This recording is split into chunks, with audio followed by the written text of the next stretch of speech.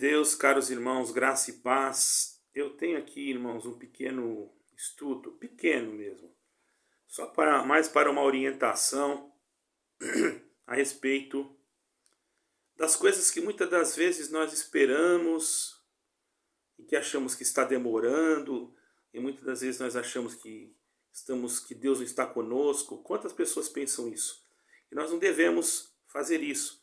Devemos sempre, se nós estamos caminhando, servindo o Senhor, orando, crendo em que o Senhor Jesus Cristo é a única esperança para a nossa salvação, que somos salvos por Ele, pela graça que está nele, então não há motivo de nós nos desesperarmos, porque tudo tem o seu tempo. E é necessário nós entendermos o tempo de Deus. Eu não vou aqui entrar em assuntos mais profundos, mas hoje eu vou fazer esse tema assim curto. Mas depois eu vou aprofundar no Kairos e no Cromos, no Kairos de Deus e no Cromos, ok? Mas hoje não. Hoje vou falar apenas a respeito do tempo de Deus. O tempo de Deus não é o nosso tempo. O tempo de Deus é perfeito, irmãos. Não há atrasos.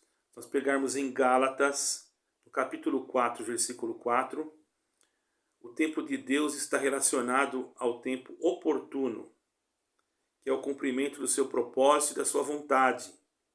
Ok?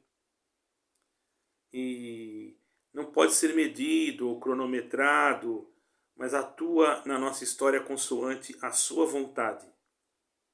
Certo? Lembrando sempre que o Senhor, ele quebrou, vamos dizer assim, quebrou a atemporalidade, né? Para criar a temporalidade, porque Deus é atemporal, ele vive na eternidade. Para ele não tem tempo, para ele tudo já é passado. Mas eu não vou explicar isso agora.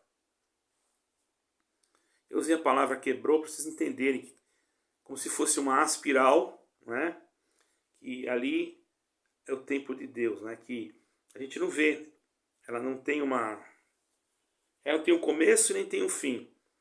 Ela tem ciclos. Que são ciclos?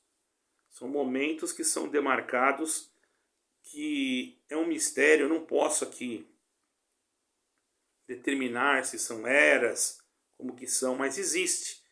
Porque está escrito em Apocalipse 22, né? Sobre a árvore da vida que dá o seu fruto na estação própria e tudo que fizer prosperará. Mas não vai ser eterno? Então como que tem estação própria? Então dá para nós entendermos que existe um mistério que ainda não foi desvendado, e isso não traz muita importância. A importância é estar com Deus, né? A gente gosta de procurar porque a gente tem prazer de procurar as coisas de Deus. Isso não quer dizer que eu esteja 100% correto nisso. A forma que eu penso, eu acredito que é próxima daquilo que dá para a gente compreender os motivos pelos quais Deus opera na nossa vida em um tempo que não é aquilo que nós desejamos. Às vezes é no tempo que às vezes nós não estamos nem esperando e o Senhor cumpre aquilo que Ele quer fazer conosco. Porque para Deus, Ele tem a hora certa de fazer as coisas, para cumprimento do seu propósito, da sua vontade. Então Ele não pode ser medido, cronometrado, como eu falei, mas Ele atua na nossa história consoante a sua vontade também. Por mais vezes que algumas pessoas, ou até nós mesmos, consideramos que Deus está demorando para para cumprir determinadas coisas, a Bíblia nos mostra diferente, irmão. A Bíblia nos mostra um triste exemplo de precipitação. Sabe aonde? Aonde você vai encontrar isso? Você pega lá o rei Saul, em 1 Samuel, capítulo 13, versículo 8 e 5, versículo 8, e depois no capítulo 15, ele antecipou-se, fazendo coisas que não eram da sua alçada. E como consequência, o que aconteceu com ele? Perdeu tudo. Em uma contrapartida também nós vamos encontrar, irmãos, uma advertência a esse respeito no livro de de Pedro, no livro do apóstolo Pedro, capítulo 3, versículo 9. O Senhor cumpre as suas promessas e é paciente para conosco. Ele tem paciência para conosco, porque nós queremos para já, e às vezes nós não entendemos os planos de Deus. Bom, eu vou entrar um pouquinho no Kairos, para vocês entenderem. Eu não ia entrar, mas eu ia ficar só nisso aqui. Tempo Kairos e tempo Cronos. Você vai me perguntar o que é, e eu vou te explicar. O tempo tem essas duas palavras que nós não compreendemos, porque é grega, certo? Essas duas palavras gregas, Kairos e Cronos, podem nos ajudar a elucidar a ideia de que temos sobre o tempo de Deus e qual é o seu significado. Bom, eu vou explicar aqui. Nós vivemos no Cronos, certo? E Deus age num outro tipo de tempo chamado Kairos. Nós vivemos no Cronos e Deus age no Kairos, ok? Deus criou tudo que existe, incluindo o Cronos, tempo cronológico. Por isso que é Cronos, de cronologia. Glória ao Senhor. Deus criou tudo que nós vemos, tudo que tocamos, tudo que existe no tempo Cronos, certo? Os seres humanos são dependentes do Cronos. Todos nós nascemos, crescemos, né, e vai embora, né, até a hora que chegar o dia do Senhor nos levar. Esse tempo cronológico, né, que é o tempo Cronos, os seres humanos são dependentes disso. Nós dependemos do tempo Cronos, da cronologia, né? E tudo que se faz está ligado a ele, certo? Aqui na Terra, né, estou falando da cronologia, do tempo Cronos. Os irmãos estão entendendo? E tudo que você faz, que você age, você vai para a escola, você vai para o trabalho, está seguindo o tempo Cronos. Você tem, às vezes pode haver até uma, como nós dizemos na Terra, hoje aqui é 4 horas de diferença do Brasil, mas é o tempo Cronos, certo? Mas o Senhor não pode ser limitado ao Cronos, o Senhor é diferente. Ele é atemporal, ele não vive no tempo Cronos, certo? Por isso ele é eterno. E o que é eterno? Ele sempre existiu e sempre existirá e é imutável. Ele não muda. Quando analisamos essa palavra, nós trememos até na presença de Deus. Eu, pelo menos, eu tremo, irmão, porque é algo muito sério. Sabemos que nós servimos. Nós, que vivemos um tempo Cronos, servimos um Deus que vive no tempo Kairos, quer dizer, uma eternidade. Entendeu, irmãos? Quando nós analisamos isso, nós temos que recorrer ao grego, né? E ao significado na Bíblia. HP, Philos e Eros, né? E que nos ajudam a entender a ideia de amor, né? Portanto, na mesma perspectiva, existe o Kairos e o Cronos, certo? É algo muito bonito, muito profundo. Então lembra que você vive no Cronos, você vive na cronologia, você vive no tempo daqui da Terra. O Cronos tem uma conotação de intervalo, espaço de tempo, período de tempo, longo, breve. Ele representa inicialmente a designação de um espaço de tempo ou ponto de tempo e que está ligado ao tempo cronológico. Certo? Ele está sempre ligado ao tempo cronológico. O que é cronológico? É fácil você entender. É uma cronologia, uma sequência. 1 hora, 2 horas, 3 horas, 4 horas. 1, 2, 3. Existe um começo, entendeu? Para o dia, existe o meio do dia, existe a noite que separa um dia do outro, e assim vai de novo o outro dia, o segundo dia. Isso aí é o Cronos, né? E nós vivemos nele, que pode ser medido. Cada nação, ou melhor, tem uma forma, eu digo Israel tem uma forma de medição diferente que a nossa, um calendário diferente, não é? E cada país, assim, mais da Ásia, como existem calendários que são diferentes do que o calendário ocidental, mas nós temos, embora na Israel, por exemplo, eu posso dizer de Israel porque eu já estive lá várias vezes. Israel, por exemplo, esse tempo que nós temos, que é o Cronos, também tem em todo lugar, aqui na Terra é Cronos. Só que eles lá têm um outro calendário, mas para os negócios que tem que ser tratado com o Ocidente, com outros países, se adota o calendário que nós temos, porque senão não dá certo, entende? Isso é uma coisa que nós temos que entender. A não ser os dias de festa, né? Que eles têm, como a Páscoa, o que se chama Pessah, né? E outras festas que nós não temos, que não teria problema nenhum se nós tivéssemos. Até a festa do Purim, a festa do... isso não teria problema algum nenhum, porque isso aí é só uma lembrança, não é? Não é uma idolatria, certo, irmãos? Nós vamos olhar, irmãos, nós vamos entender algumas coisas. Nós vamos pegar Lucas,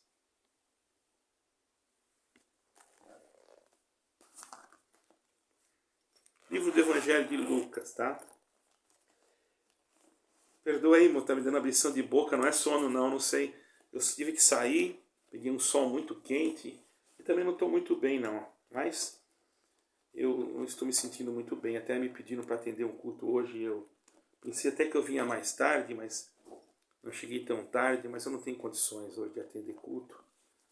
E eu preciso, para mim atender um culto, eu gosto de estar muito em comunhão. Estou em comunhão aqui, ok? Mas eu prefiro estar mais ainda. Culto não é brincadeira. Não era nem um culto, era uma reunião, não é? Eu gosto das coisas, quando vai tratar as coisas, nós temos que ter muito cuidado, ainda mais quando são coisas de Deus. Nós vamos ler aqui então, irmãos, em Lucas.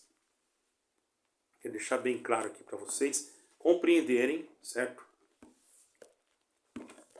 Livro do Evangelho de Lucas, no capítulo 20, versículo 9. Aonde fala aqui, ó. O proprietário da vinha assentou-se ao... Eu estou com sono mesmo. Né? O proprietário da vinha ausentou-se do país por muito tempo, tá? Ele ausentou-se por muito tempo, quer dizer, ficou longe. Então ele estava no Cronos, dentro de um tempo, ele ficou fora, certo? Depois em João 5, versículo 6, também está escrito: o paralítico esteve doente por muito tempo, também no Cronos. O paralítico esteve doente por muito tempo, quer dizer, estava doente já há umas longas datas. Quantos tempos? Não importa, mas ele estava no tempo Cronos, não é? Atos dos Apóstolos, capítulo 11, capítulo 8, versículo 6. Atos dos Apóstolos, capítulo 8, versículo 6. Vamos prestar bastante atenção. Atos dos Apóstolos 8, versículo 6. Vamos ver. Ou melhor, 8, versículo 11. Quem não está prestando atenção sou eu, né? Simão, o mágico, desde muito tempo, iludindo os samaritanos ali com as suas artes. Depois de muito tempo. Outra vez falamos do quê? Do Cronos. Atos capítulo 13. Deus suportou os costumes do povo de Israel no deserto por 40 anos. Tempo Cronos. Estão entendendo, irmãos? Quando lemos 2 Pedro, versículo 3, 8, nós já lemos aqui agora há pouco, falamos de Pedro agora há pouco, entendemos que o Kairos é uma janela de oportunidade que o Senhor resolve atuar. Então ele abre uma janela para atuação, porque ele é eterno. Então ele abre uma janela para atuar sobre nós. Podemos traduzir a palavra Kairos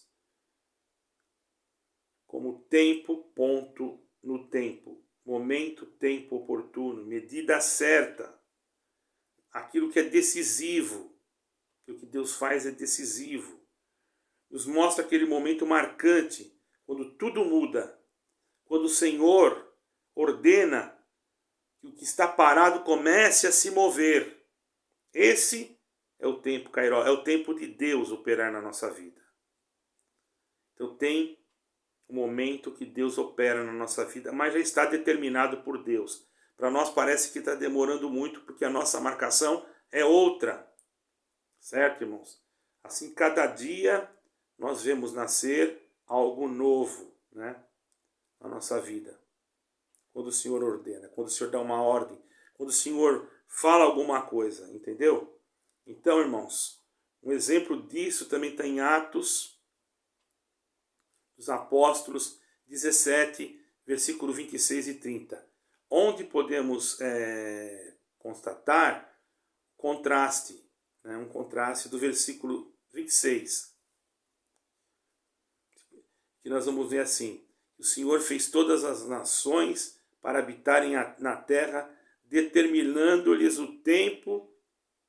Então, nesse caso, Kairos, dentro do espaço de tempo, né? Ele determinou o tempo, foi Deus que determinou. Então, ele determinando, ele está dentro do espaço do tempo, determinando o tempo da nação, entendeu? Há momentos específicos que o Senhor determina como especial um momento de mudança. O tempo de Deus entra e muda, e se abre oportunidades, certo? E esse tempo que faz com que as oportunidades sejam abertas, irmãos, nós podemos entender concretamente o significado do tempo Kairos, que é o tempo de Deus operar, entendeu? Então, sendo um momento de decisão, época especial em que o novo de Deus pode surgir e coisas novas podem acontecer. Por isso que diz, para todas as coisas há um tempo determinado por Deus debaixo do céu. Tem uma determinação. O Kairos de Deus tem que cumprir, porque Ele quer que cumpra, ninguém pode impedir. Certo, irmãos? Em Atos 17, versículo 30, nós vamos observar que o Senhor não considerou o tempo Cronos de ignorância, no qual os povos não tinham conhecimento da verdade. E esta é a ideia que do tempo Cronos. Né? O homem não tinha. Houve um período, né? Ainda hoje, né? Quantas vezes o homem vive nesse tempo Cronos e não tem conhecimento e persegue ainda. Né? Determinados espaços de tempo são prolongados, irmãos, até inclusive, em que não vemos nada de especial ou importante acontecendo. Você clama, você não vê milagre, você clama, você não sabe o que vai acontecer, e o tempo vai passando, o Cronos vai passando, né? Até que chega o momento, glória ao nome santo do Senhor, que o Senhor vem e aparece. O Kairos de Deus aparece. O tempo de Deus. Então, nós não podemos ficar tristes quando as coisas parecem que estão demorando. Nós temos um exemplo do tempo Kairos, que está em Josué. Muito tempo de espera. 40, ou melhor, eu ia falar 40 anos, não, 40 não. Muito tempo de espera. Anos de momentos dramáticos, quando finalmente Moisés termina a sua missão e a hora estava se aproximando para entrar na terra prometida. Os irmãos sabem muito bem disso, está escrito aqui. Né?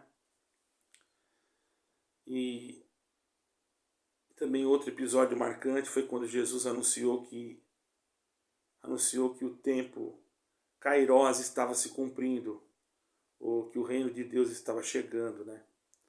Está em Marcos 1,15. É o tempo Kairos, o tempo de Deus. Já podemos concordar que o tempo de Deus e o tempo do homem não são o mesmo. Certo, irmãos? Uma das melhores maneiras de reconhecer isso é quando nosso coração permanece confiando e descansando no agir do Senhor, mesmo passando aflições. Então fica aqui um exemplo. Você não deve ficar preocupada, porque, meu esposo ainda não entendeu isso, como é que ele vai entender? Vai chegar o tempo Kairos para ele, porque você está orando. O tempo Cronos não chegou, mas quando chegar o Kairos, ele entende tudo na hora e você não precisa nem colocar a mão. Já entendemos também por várias passagens bíblicas e em muitas etapas no plano do Senhor demoram mais do que realmente é necessário. Talvez, irmãos, boa parte disso é por causa da nossa incredulidade, da nossa dúvida, da nossa falta de fé, né? Ou desobediência nossa. E nós podemos tirar um exemplo. Isso que eu ia falar aquela hora, eu vou falar agora. Um exemplo que eu quero dizer sobre os 40 anos do povo no deserto, que poderiam ter durado muito menos, mas por causa da desobediência, Deus não cumpriu o Kairos na vida deles, deixou eles na cronologia e deixou eles andar lá de volta, de círculo, porque o tamanho da distância não seria tanto assim para demorar tanto. Então nós entendemos que, como Isaías disse, não é? Porque os meus pensamentos não são os vossos pensamentos. Eu já vou terminar aqui para não ficar muito longo, né, irmão? Outro dia nós podemos falar mais.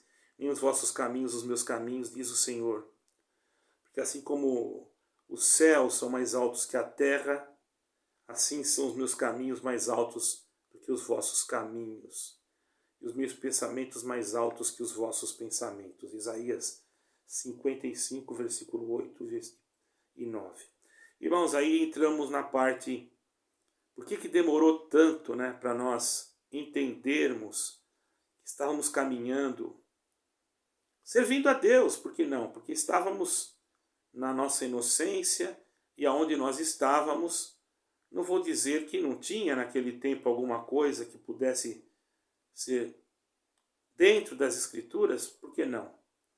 Mas infelizmente o homem colocou a mão naquilo que era para ser tempo de Deus. Ele se adiantou. Aí o Kairos de Deus não se cumpriu. Porque quando o homem se coloca no caminho, nada impede o tempo de Deus se cumprir. Mas existem coisas que desagradam a Deus e Deus deixa de cumprir por causa do próprio ser humano. Porque ele quer ser, ele acha que ele é, que ele pode, que ele tem capacidade, que ele tem poder. E nós temos que entender uma coisa: se Deus falou conosco, Ele vai cumprir. Independente de você estar naquela denominação ou na outra, se naquela você sentiu que foi Deus, pode ter certeza. Embora lá, talvez o Espírito Santo, talvez não, o Espírito Santo vai se retirando lentamente, porque enquanto tiver alguém lá que tem o desejo de viver o Kairos de Deus, o tempo de Deus, Deus vai preservando. Mas daqui a pouco o homem coloca a mão de uma tal maneira que não tem mais condições. Aqueles que são do tempo de Deus, do Kairos de Deus, eles saem. Eles não querem viver debaixo de uma cronologia humana onde não vai se ver nada se Deus não interagir. E Deus não vai interagir num lugar que está participando com outras crenças e se unindo de uma forma política e totalmente contraditória àquilo que Jesus Cristo nos ensinou. Dai a César o que é de César e a Deus o que é de Deus. Aí fica difícil. Mas Deus é tão bom que você saiu. Agora, será que Deus vai cumprir comigo aquilo que Ele falou? Você vai encontrar lá no livro de Números, capítulo 23, versículo 19, que está escrito assim: Deus não é homem para que minta, nem filho do homem para que se arrependa. Porventura diria ele e não faria, ou falaria e não confirmaria? Aí você pode dizer: mas espera aí, por que está escrito lá que Deus arrependeu-se de ter feito o homem? Aí é algo que eu também vou ter que explicar para vocês, certo? E você vai entender claramente da forma que eu vou explicar. Só aguarda um momentinho, irmãos, por favor. Já. Bom, irmãos, voltei aqui de novo. Agora essa parte do arrependeu-se depende muito do tradutor, do que fez a tradução, porque esta palavra ela tem um outro sentido, certo? Ela tem duplo sentido. Ali, o correto, o tradutor teria que colocar: e Deus lamentou de ter feito o homem. Entendeu? Mas isso não é erro, isso é tradução. Porque as palavras em hebraico são difíceis de ser traduzidas. Imaginemos que ele encontrasse uma palavra que significa isso aqui, ó. O que é isso? É um gesto que eu quero dizer assim: nossa, eu lamento, ou eu me arrependo, né? Então não tem como você... Então naquele momento que ele traduziu esse texto, ele usou a palavra arrependeu-se. Depois ele encontrou o texto na frente que realmente era para ser colocado arrependeu-se, mas já tinha colocado lá. E isso tem que ter conhecimento para que você não fale coisas que não deve, porque Deus não se arrepende. Ali seria, aquela palavra seria, e Deus lamentou-se de ter feito o homem. Né? Seria a mesma coisa. Quando a pessoa se lamenta, é porque ela não gostaria que acontecesse aquilo, né? Ou que ela arrependesse de ter feito aquilo. Mas como Deus não se arrepende, ele só se lamentou. Depende do contexto daquilo que está escrito. E muitas das vezes, irmãos, as pessoas não entendendo, elas vão e falam coisas. Por isso que a Bíblia, irmão, tem que ser estudada, não é só lida. Porque existem traduções e traduções. Nós temos muitas coisas nas nossas traduções que deixam muitas das vezes a pessoa confusa. Mas não é a Bíblia que deixa a pessoa confusa. A Bíblia é a palavra de Deus, ela é inerrante. É o tradutor que às vezes coloca uma palavra que ele, infelizmente, ele não conhecia outra palavra para colocar no lugar daquela. É como eu falar anjo. O que é anjo? É aquele anjo que vem do céu. Mas em hebraico, como é que fala? Salvo erro, é malar. Malar quer dizer anjo. Mas quer dizer também o quê? Mensageiro. Você está entendendo? Então Deus envia os seus anjos. Eu posso encontrar, se eu pegar a Bíblia judaica, eu posso ler ali, Deus envia os seus mensageiros. Os mensageiros também são anjos. E malachim, anjos, né? Agora em grego deve ser ángelos, ou ângelos, não me lembro bem. Que também são anjos ou são mensageiros. Eles têm duplo sentido. Então por isso, meus irmãos, a tradução é assim. No inglês você não fala saudade. A mesma palavra que você usa para procurado, você usa para saudade, se não me engano é assim. Né? Então, porque não existe a palavra saudade. Então tem que substituir ela por uma outra palavra, mas que no contexto que se lê, você tem que entender que é saudade.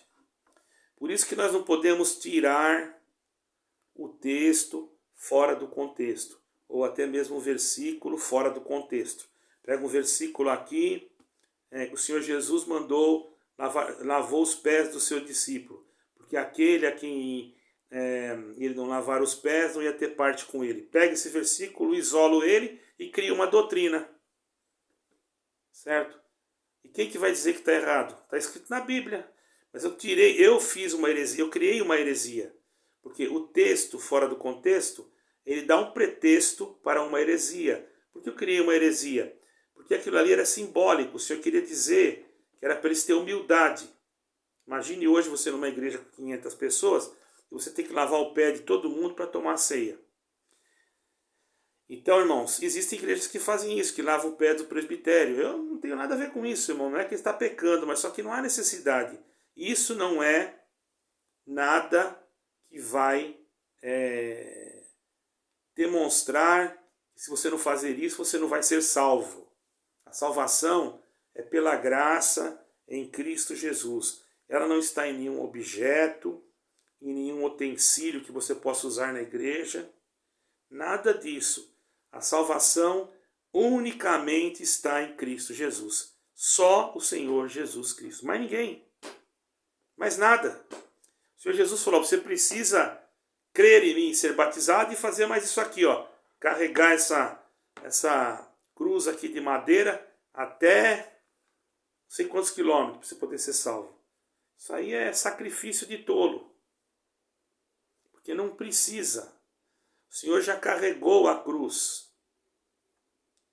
Quando ele fala para nós, cada um tome a sua cruz e siga-me, isso não é no sentido literal. Isso é de uma forma espiritual. Porque a cruz que nós teríamos que carregar, que era a cruz do pecado que o Senhor Jesus tomou no nosso lugar, ele já foi crucificado nela. Agora a cruz que ele fala ali é no sentido figurativo, quer dizer, levar nossas vidas, nossas causas, nossos problemas, né? Você está entendendo? Então tenhamos cuidado para não deturparmos aquilo que está escrito e criarmos doutrinas. E é complicado, entende? Então, meus irmãos, aqui foi mais um estudo que eu senti de passar. Não sei se os irmãos vão gostar. Se gostar, deixe um like e ajude nesse canal, que tem alguns assuntos polêmicos, mas eu também gosto de explicar algumas coisas. Eu sei que eu não sou nenhum professor, pode ter alguém muito mais inteligente do que eu. Se houve algum erro, perdoe e corrija aí no comentário. Nós estaremos humildemente recebendo a sua correção. Mas tudo que eu falei com toda certeza dentro das Sagradas Escrituras. Solo Jesus Cristo e só a Escritura. Porque sem Jesus Cristo não tem salvação. Deus abençoe a todos e que a graça de Deus reine sobre cada um de nós. Amém e amém.